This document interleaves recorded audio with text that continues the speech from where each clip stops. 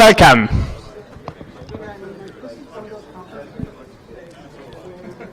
Hi, everybody. My name is Salman, and this is Filippo. And we're here to talk to you about... Oh, it's on now. We're here to talk to you about a project that we've been working on recently. It's called the Code Archive. And before we begin, we should mention that we both work for Cloudflare, but this is a personal project. We've been working on it in weekends and our own spare time. So before I start telling you about what we did, I want to talk a little bit about open source software, how we store it, where we store it, and how we share it. We've built these tools as a community, like Git, that are amazing at tracking all the code and just knowing where all the code is and histories and revisions, etc. And we have amazing services like GitHub that help us collaborate and communicate over this code. And it's so good that GitHub alone has over 34 million repositories and over 14 million users. These numbers might be out of date as well. They're so essential to the health of the open source community, essentially part of the ecosystem. So it's clear that GitHub by now became a critical infrastructure for the open source community and for everything that relies on it. So just to take an example, the Go language made that reliance convention by using paths for import packages and allowing you to just have github.com/user/package to point to a dependency that will be fetched automatically by the tooling. Now, obviously, all this is great because it allows us to have a central place for discovery, for code retrieval, enabling, for example, the Go behavior. And it very much lowers the barrier to entry for a new contribution to the projects. Because everyone knows how GitHub works and everyone has a GitHub account. So everything you need to start contributing is probably already in your toolkit. So what we wanted to do, however, is take a slightly different perspective. And if you look a bit more long term, there is something that doesn't sit that well in this picture. Put simply, repositories can disappear. Repositories get deleted, and if the author of a repository that I'll call a random name, leftpad, removes it from GitHub and your software relied on it, now your software doesn't build or doesn't run. Even if the repository doesn't disappear, branches get rebased. And if you know that in April 2014, something was able to go get cleanly because all the dependencies worked, good luck finding out exactly what it was, master of the Git branch master in April 2014. You'll say, well, but Git has history. I can just go look what commit was made before April 2014. The point is that Git history is completely malleable. History can be rewritten by the owner of the project or anyone with access to the repositories. This can be made by mistake, can be made by a specific workflow. It can even not be a mistake at all and just be the case that the timestamps on Git don't match when code was pushed to GitHub. Yeah, and occasionally also, in addition to all of that, services go down. We're all familiar with the angry unicorn. And even though Git is distributed by nature, we've come to rely on GitHub's central kind of infrastructure so that whenever GitHub's actually down, not much work happens, apparently. And in addition to that, also, some services disappear, like Google Code is discontinued, Gitorious no longer exists. With these two cases, we were lucky because there were projects and ways in which we could retrieve the code and migrate it to something else, mostly GitHub. But we might not be lucky in the future. I'd like you to make a quick experiment and think of your oldest Git repository you have on GitHub. What are the chances that you made that on an old machine and you don't actually have a copy of that anymore, and you're relying on GitHub to keep that code and effort you spent alive? Or if you have something with a complex dependency tree, of which most are hosted on GitHub, try to think when in 2030, Jason Scott will be trying to run that code on some weird JavaScript emulator for x86, because x86 will be dead, but JavaScript will definitely still be alive. Now, how likely it is that both GitHub, the specific GitHub repository, and will still be available, and your code will still be accessible like it is today? Don't get us wrong. We don't think GitHub's going to go anywhere anytime soon. We really love it, except that we just really need to be prepared just in case. So we thought about this, and we thought, the web has archive.org's Wayback Machine. Why don't we have the same thing for code? I mean, code should be easier, shouldn't it? It's well structured. It compresses really well. It's meant to be consumed by machines. So we built it. And it's running. And it's cloning repos. So far, we've got about 100,000 repositories, just under that, just under 400,000 snapshots of these repositories. And in total, it's about a terabyte. And that's only the beginning. This is just the prototype. It's only fetching stuff from GitHub, and it's only fetching active repositories. So it's only like triggered when a push happens. Sorry. When is it, like, how are you determining which repositories to pull in? This is actually exactly what you're talking about. I think we should probably keep questions at the end. No hard feelings, no worries. So we're trying to limit the scope of this prototype. We're fetching only the popular repositories, the ones which have 10 stars or more. And by default, we're saying reasonably sized repositories. We'll see what that means a bit later. So this is what we did. We're going to talk for the rest of the talk about how we did it. This is vaguely, hand-wavingly, the architecture we used. It's all written in Go. Which was definitely a good idea. And they're all running in containers on Kubernetes because we're modern. Which actually was a terrible idea, because turns out if you have a single machine, a cluster manager might not be what you want, because then you end up with a cluster to manage your cluster of one machine. So briefly, we'll get into the details throughout the talk, but briefly we have a thing we call the drinker, which watches what we call the GitHub fire hose, which is all the events that happen on GitHub, and it queues the repos which should be cloned.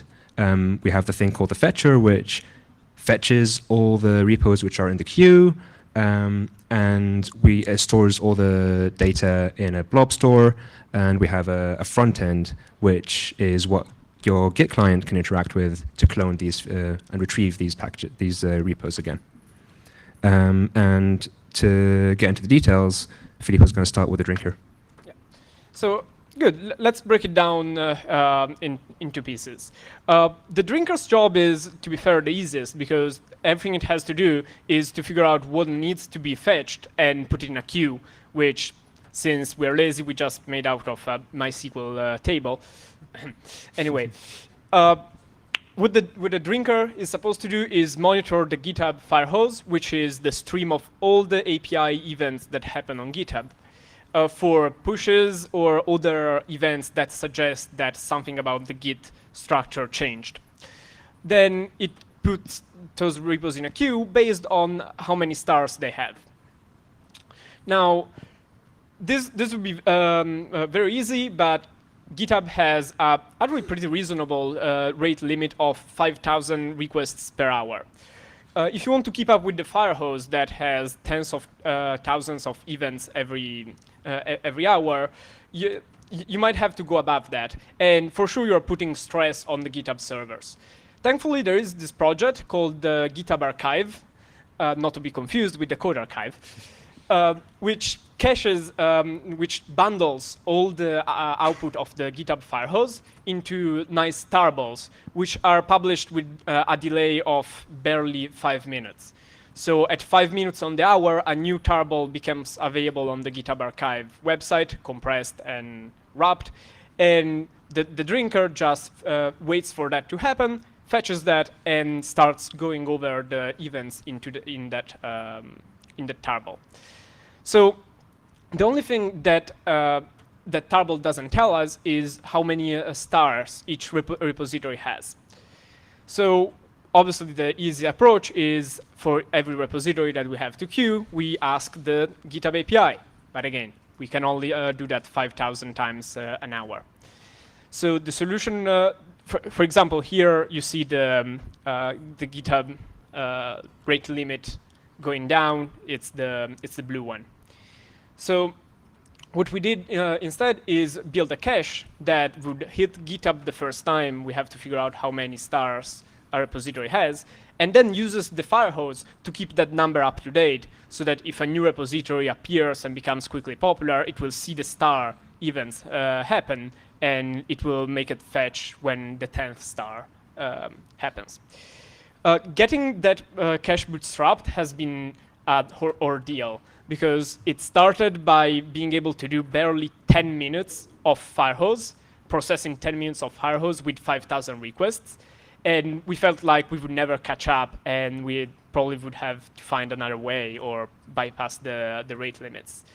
Instead, slowly but surely, by keeping it running many nights and sometimes like waking up to check if it crashed or it was still going, eventually it did populate the cache enough to start catching up, and then actually go faster than the GitHub Archive tarballs. And now, finally, it ended up looking like this, where the rate limit was not exhausted at each hour after catching up, and these days you can't even notice the rate limit dwindling. So now, this is how an average hour of drinking looks like. We have, I see, 21,000 push events, of which 20.7 we can figure out from the cache.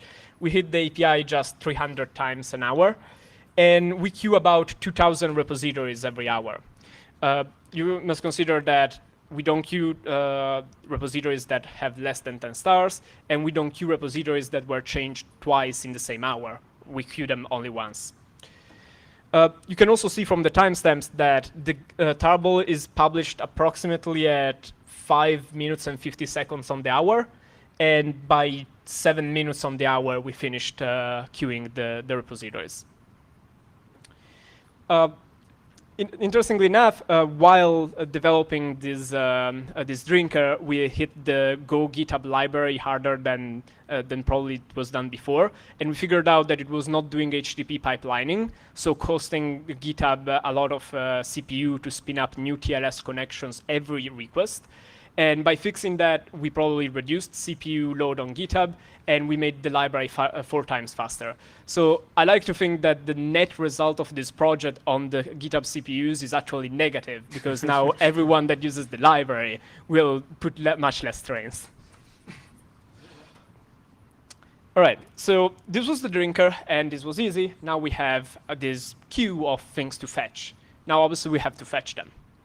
So enter the fetcher, interestingly named. Obviously, the fetcher is about fetching repositories, but fetching to what format and to what? Obviously, you can't just make one repository on the file system for each repository on GitHub and then run git pull. Not that we didn't try that, but it turns out you can't. So instead, we'll have to understand a bit more how Git works. Git, in how everything in Git is stored, is in a content addressed graph. Graph. Content addressed means that the key to retrieve something is the hash of the content. So two objects that are equal will have the same key and don't have to be stored twice. When I say that everything is stored this content address storage in Git, I mean everything. So when you make a commit, a small text file that says this person at this time committed this tree over with this parent commit, and this message gets created. That small text files gets hashed and is now the SHA-1 commit ID that you are used to see. That file has inside it two hashes, one of the previous commit, so whichever commit is before in the history, and one to a tree. A tree is another small text file that lists every folder in the root of the repository at the time you made the commit. So it will say readme and a hash, and it will say src and a hash. The readme hash, in turn, will point to a blob, which is the content of the readme. You can see where this is going, right? Everything is a content addressed object, and if you make a commit that didn't change the readme, the same readme blob will be used in the next commit. So knowing this, we can have a look at how the Git protocol works. So essentially what your client and the GitHub servers speak when you connect to GitHub to make a clone or a pull. As soon as you open the connection, GitHub starts by telling you all the commit hashes of the refs. Refs are like branches, tags, so everything that has a name. And it will tell you, for example, head is this commit, master is this commit, version 1 is this commit. And then the client replies to that by saying, interesting, so I want this commit, and this commit, and this commit. And I have this commit, and this commit, and this commit. So what the server can do is do graph traversal and follow the graph to mark everything that is below the graph of the things you say you have, and say, okay, they already have this. Because if they have this commit, it means they have this version of the README. So if the README didn't change, I don't have to send them the object of the README again. And then it figures out everything that you said you want and everything that is below in the graph of that, and makes a pack of that and sends you the pack. Essentially, it builds a mind image of how your graph looks, compares it with their server-side graph, and sends you the difference. Now, let's go back at how we store this, because this is what we are here to do. Storing the refs is kind of easy. We just take a snapshot every time we fetch. This way we don't have problems with forced pushes or anything, because every time we connect, we take a snapshot of name pointing to commit. We don't care if it's a fast forward, if it's a rebase, if anything. And we store this in a simple database because they're not that big. Then we make another fetch. We just store another snapshot of the same or different names. Then the question is, how do we store all the actual objects that build the graph and that are needed to rebuild the repository? So to begin in the initial version, we used Camly Store. For those who aren't familiar with Camly Store, it's a content address storage system. We were like, well, Git's content addressed, Camly Store is content addressed. We'll just throw all the Git objects as Camly Store blobs, and we get everything for free. And indeed, that was really useful because it allowed us to focus on the other parts. And I was personally familiar with Camly Store, so that wasn't a problem. But that really couldn't scale for too long because Git does a lot of clever compressions and deltas and stuff that wouldn't really map well to Camly Store. So it wasn't like a good use case for Camly Store in the long term, but it was really useful for bootstrapping. You should also check out Camly Store. It's a good project. Yeah, we're actually very sad not to be able to use it because it was so elegant. We would just take this graph and drop it in a bigger graph, and we don't have to worry about what belongs to what repository. But yeah, that didn't scale. So let's go back to the protocol. We have something we can take advantage of here, and it's that we can send GitHub whatever we have, the halves of the commits, and let GitHub figure out the hard making the diff part for us. And GitHub will give us a pack, which is nothing else than a lot of objects that are needed to go from point A, whatever we said we have, to point B, whatever it is that was pushed last to GitHub. So this can be made to work very well with cold storage, because obviously we'll be storing a lot of data, and it would be nice to be able to store it in some cheaper storage that has maybe higher latency and more expensive retrieval. So what we are doing is we're keeping the refs in a normal database, because that's easy and that's small. And then we take the pack files that we receive from GitHub and we drop them directly in cold storage, just as they are. We don't parse them, we just keep the GitHub's word for it and place them in storage. And since it's the server that will do the differentiating, we don't have to ever look at the pack files again to make the next fetches, because the next time something is pushed to the Rails repository, we know what the refs of the last commit, of the last fetch were, because we have that in the live database. We send that to GitHub, and GitHub builds the smallest pack to get from what we have to what we need, and gives us that pack, binary pack. We drop that into cold storage, and now we have everything we need. Now, now, the only disadvantage of this is that now obviously you have a linear dependency. You can't use a pack alone, because that pack depends on all the other packs to form a real full repository, because it might have hashes that point to objects that you retrieved before. So you just have to keep track of the order in which you got the packs. Now this is all nice and linear and simple, but GitHub has forks. Go fork yourself. No. No. Bad joke. Next. So forks are essentially the same repo, because probably they don't diverge that much. They're usually made just to make a small contribution to the main repository. And indeed, we know that GitHub, they have some outstanding technical blog posts, by the way, about how they do it. And we know that they store the entire network, and I call a network the collection of a parent repo and all its forks. They store it as a single actual Git repository, so that the graph is shared, what we wanted to do globally with Camel Store. Now, obviously, forks often sync with the parent, so storing them separately ourselves would be insane, because it would mean that we would have 16,000 copies of Rails, just because there are 16,000 forks of Rails. And who wants 16,000 copies of Rails? Sorry. So instead, what we're doing is, again, taking advantage of the haves and wants mechanism of the Git protocol.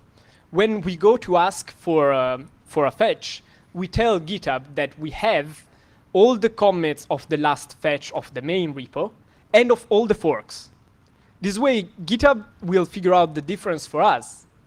And if we go to fetch a fork that was just created, we'll still send all the halves of the main repo, and GitHub will only give us the small difference of the fork from the main.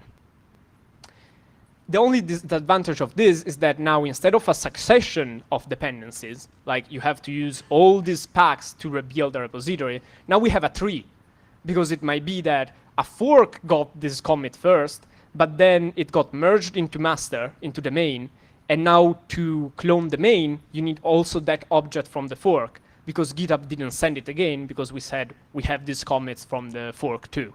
So essentially now, instead of a succession of dependencies, we have a tree of dependencies, which was just one more MySQL table. So you might have noticed a pattern here. We've really struggled to make this entire thing as nice as possible to GitHub, because obviously GitHub here is providing a service for free, and we are trying both not to be shut down and obviously also not to cost them too much money. So first, the drinker versus fetcher architecture allows us to run at off-peak times. So we can build a queue with the drinker during the day and not lose any events. And then at night, when bandwidth is either cheap or even free based on how you pay for the bandwidth, we start fetching. We use the raw Git protocol because we suspect that bypasses the HTTP load balancers, so maybe that's faster. We set user agents so that if they want to shut us down, they can do it cleanly. And as we said, we only fetch differences, so we don't abuse the bandwidth between us and GitHub and only make the necessary bytes travel over traffic. We thought that we didn't have the problem of bandwidth limiting at all because we were under the impression that we were being rate limited at 10 megabits per second. We were sort of okay with that because we were on Kubernetes, so we can just scale it up and run multiple fetchers. Turns out, we weren't slow because of GitHub. We were slow because of our own infrastructure. And when we switched to something simpler and faster, there were still 4 fetchers running. And we briefly fetched at 4 gigabits per second from GitHub, which impressively just took the load. Let us download that 4 gigabits per second for a good 10 minutes until we noticed and in a panic shut everything down. So one, sorry about that. Second, if you have graphs, I would love to see if we made a dent on the global graph. But yeah, I diverge. Anyway, now we're running only one fetcher, and one fetcher averages around 600 megabits per second, which is something that we estimated to be probably irrelevant at off-peak times. Obviously, if anyone at GitHub wants to get in contact and tell us how to shape our traffic, we're very happy to do that. So this is how a week of fetching looks like. The big green at the bottom is the queue size. You can see it increase every hour during the day when we're not fetching, and then drop suddenly when we start fetching.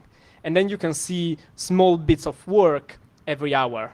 Let's zoom in on a night.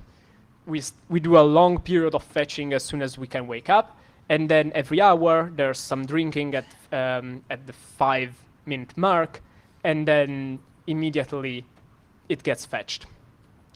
For example, this random hour, recent hour, did 800 fetches, of which 45 were new repositories. The others were pools, essentially.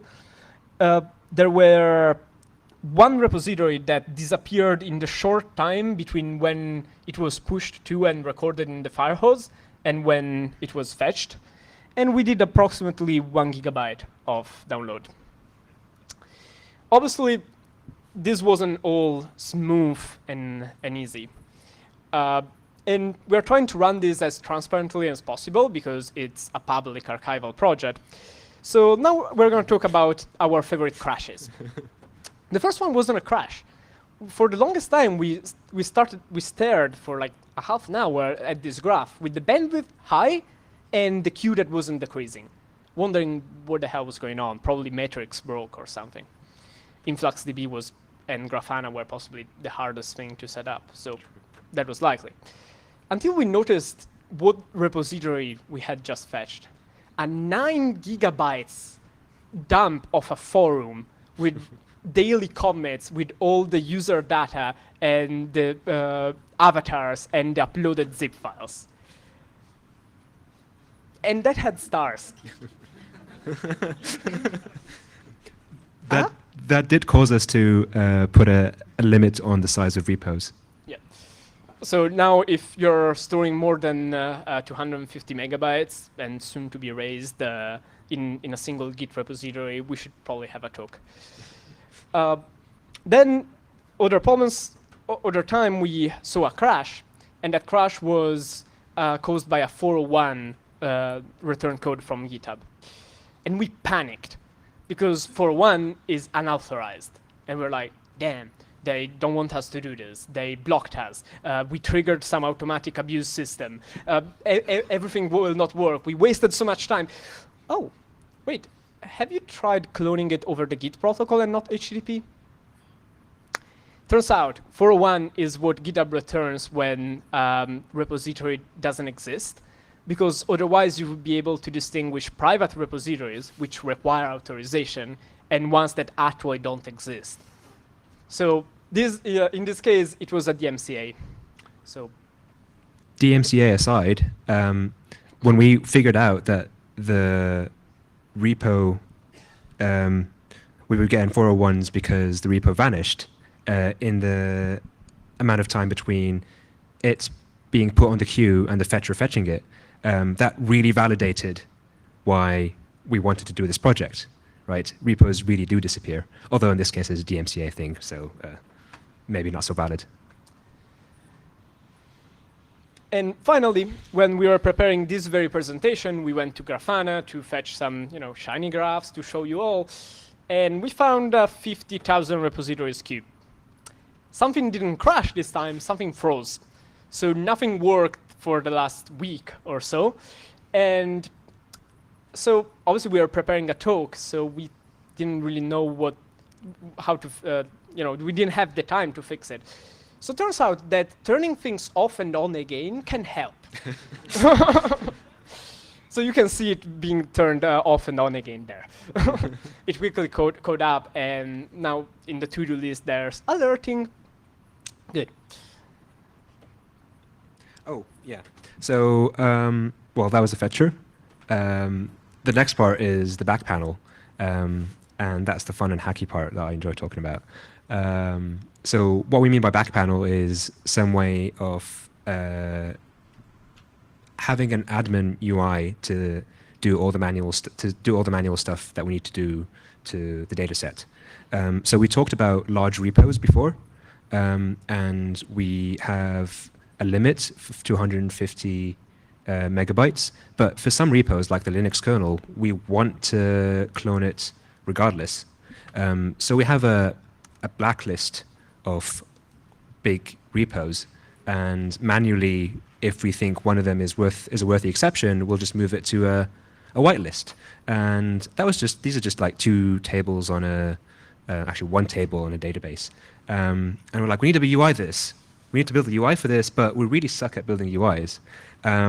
So we got an idea for Twitter to use Trello as an interface.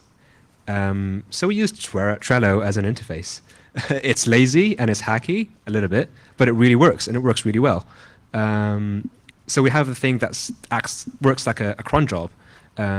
It uses the Trello API, and it synchronizes these two lists with the repos from our database. One for it synchronizes the blacklist and the whitelist.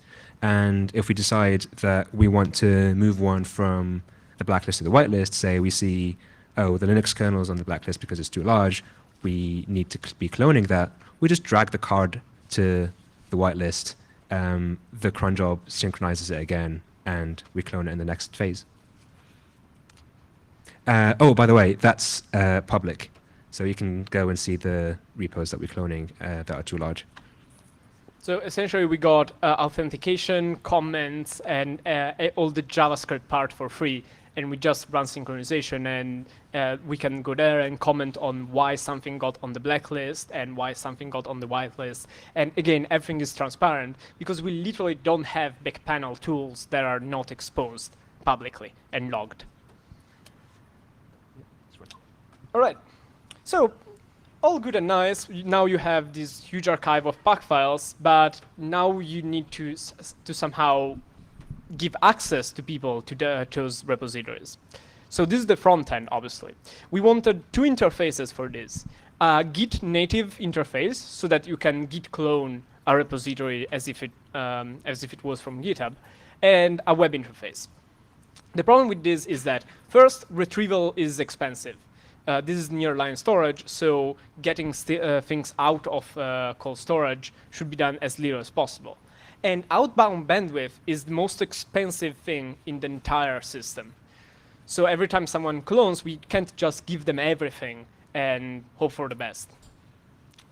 So we figured how we solved it is using a local cache and something called Git alternates. Git has so many features that I didn't know about that I discovered through this project. This one in particular allowed us to make the smallest Git repository ever. It's 1, 2, 3, 4 files and 3 directories. And that's a completely functional Git repository. You can cd in there, run git log, and it will work. It has the head to say just what is checked out. The config is essentially empty.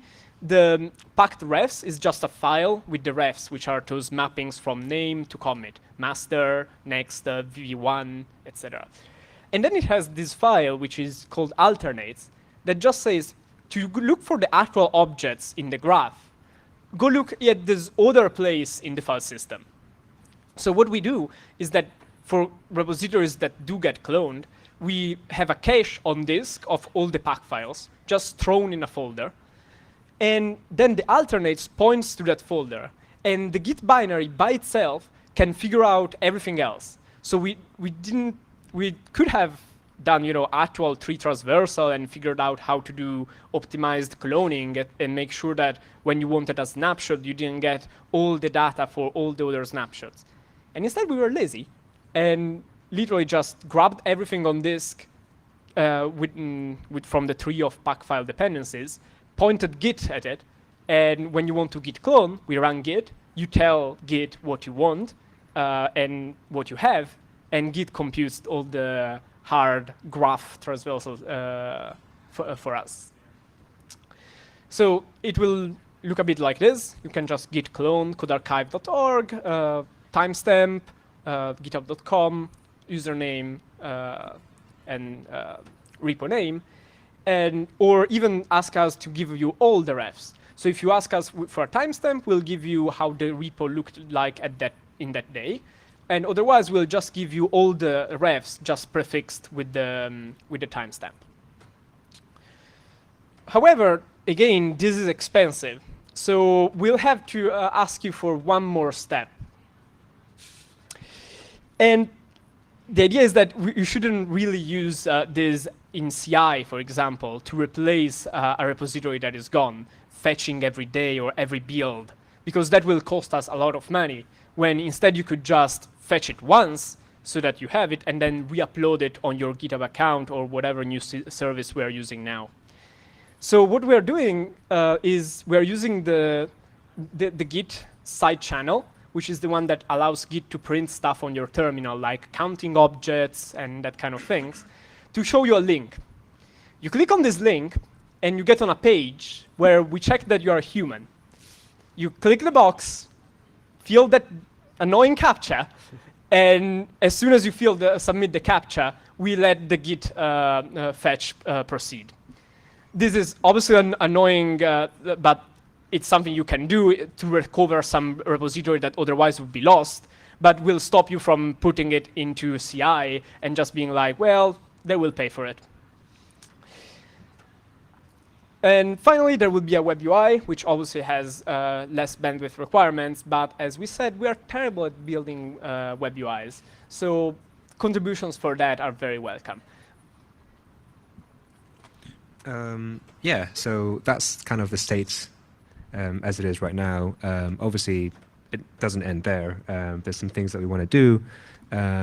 GitHub's great and Git is amazing, but there's also other places that people store their code at. There's Bitbucket and GitLab. There's also other SCMs like Fossil and Mercurial and Bazaar, if anybody actually uses that. So we'd like to kind of eventually clone these as well. And another thing that we feel that we might have to do, just to be responsible, I guess, is to allow people to hide their repositories from the archive. So we're thinking of having a thing where you log in with your GitHub credentials, like via the GitHub API, OAuth, and mark the repos that you own to be hidden from the archive, because for some legit reasons, people might not want their repos archived. And also, we need to deal with the MCAs, and we're going to try to automate that somehow, just a form. Okay, so Sorry. Sorry. Racist. You do it. yeah. So obviously, all of this requires a lot of storage, and this is a side project, as we said. So we couldn't just go out and pay for the storage ourselves. So we were looking for a partner, someone to sponsor the storage for us. Literally just 2 nights ago, we finally found one in Backblaze. Backblaze launched a new product, which is B2, which is their object storage system, similar to the Google object storage or S3. And they accepted to give us a huge allowance for free for the next 5 years. So and committed to letting us get the data out if at the end of that we will not proceed with the relationship. So interesting, something I learned from this is that cold emailing actually works. It might take a couple of weeks, but cold emails actually work, Or and months. companies sometimes actually go out of their way to make projects possible. Nevertheless, we would be obviously happy to have multiple storage systems and redundancy, so our emails are on the landing page, so do get in contact. And this is it. We've seen a need for something that should exist. We were incredulous that it didn't exist yet, and we went out and built it. You can go at that link. It will show you essentially nothing because it's a landing page, because indeed the front end is not done yet. But there's one of those annoying email boxes where you can type your email and we'll email you to tell you about when it actually launches, and then forget about your email addresses forever, I swear. The code is also on GitHub, so clone it and help us. Yeah. Oh, by the way, if you could just follow that link, go to the repository and star it. If we can pass the 10 stars threshold, we'll start archiving ourselves. It was kind of sad that we aren't doing it yet, so please do. Okay, questions? There's a mic. Mike. First of all, I just wanted to say that I'm really into software archiving, but I do the really old stuff from the late 50s to the present, and I've got a large archive that I work on for a website called vintagecomputer.net. But aside from that, I'm also into big data, and I'm looking at this and I'm thinking, wow, you could be getting some interesting metadata from these files and creating a database with that. You might find some interesting authors and connections of Git. You might be able to create like a web of where people came from, and you might be able to actually amass some interesting statistics from that. So I just thought you might want to think about that. It shouldn't be too hard. That's definitely true, and we had a lot of fun playing with the dataset that Google released with BigQuery recently. They did a similar thing where they just cloned a lot of Git repos from GitHub. The main difference of that is that it's a snapshot, so it's very good for data analysis, but it's not really about historical archiving, because it's a specific point in time a snapshot of the state. Yeah. But definitely. Yeah. Did you guys discover any particularly interesting repos? Like I don't know, but like that Trello page, just scrolling through it was really interesting for me, because I was just like, oh, I've never heard of this, but this sounds really cool. Oh, that sounds really amazing too. So next thing I just end up with like 20 tabs of just cool repos that I want to look at and code. Amazing. To be honest, interestingly, or actually unsurprisingly, the repos that disappear or that crash your Git implementation end up being the most interesting. So yeah, we have at least seen a lot of kind of weird Git corner cases. Kind of playing on that question, I'm just curious, like how often you mentioned at the beginning, like a lot of your motivation for the project, and I think it's a legit motivation. I'm just curious, like if you have any statistics on how common various events are that might make Git inadequate, whether like repos being deleted or like rebasing or other stuff like that. Okay.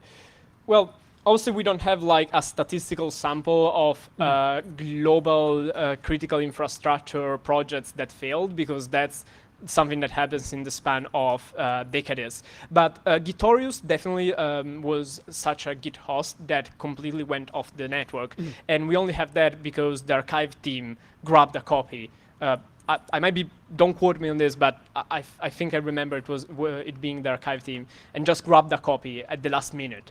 Obviously, we would like not to find ourselves in the same situation with GitHub. What about things like history being reviewed? And have you kind of looked into that, gathering statistics on that, or is that just later down the road? We've only got a few weeks worth of data here, but Okay. it's something that I wanted to investigate. It's just like, once we've got this running for a few months, it'd be like, how often do people rewrite history? How often do people just delete their repos? Basically the same questions we wanted to ask them with the data, once we have the data for like a longer period of time. I noticed that a lot of the questions are about how to use the dataset. We would obviously be more than happy to give people access to the dataset. The obvious problem is that retrieval is costly, so we can't just give some complete access because retrieving the entire tree requires going to cold storage. So we probably can't give an automated way, but if anyone wants to email us with ideas for things to run, or even funds for to sponsor them, we would be more than happy to help with that. By the way, you are at 11 stars. Second? You're at 11 stars. 11 Oh wow, stars. that's Yes! great, hooray! Like end of hour. And End of hour, we in- should probably. In 15 minutes, we will be in our own archive. Thank you, all 7 of you. Hey, did you run into any issues with Git LFS, and do you support submodules? Okay, submodules are completely abstracted away from the Git low-level protocol, so they look like just text and a Git modules file that says where to find the submodule. So probably if you have a repository with submodules that are not app themselves, you will for cloning the first time will fail, and you have to correct the URL to point it to us. We don't want to change the data we are serving, so I don't really see a way around that. But I'm pretty sure there's somewhere some feature of Git that takes care of that, because there are so many. Git LFS. Honestly, I think that's completely like parallel to the Git protocol, so we're not archiving that. And I suspect, obviously, being large file system, it might be, costly. But I'd be happy to investigate that or take pull requests. Thanks. Thank you. Hi.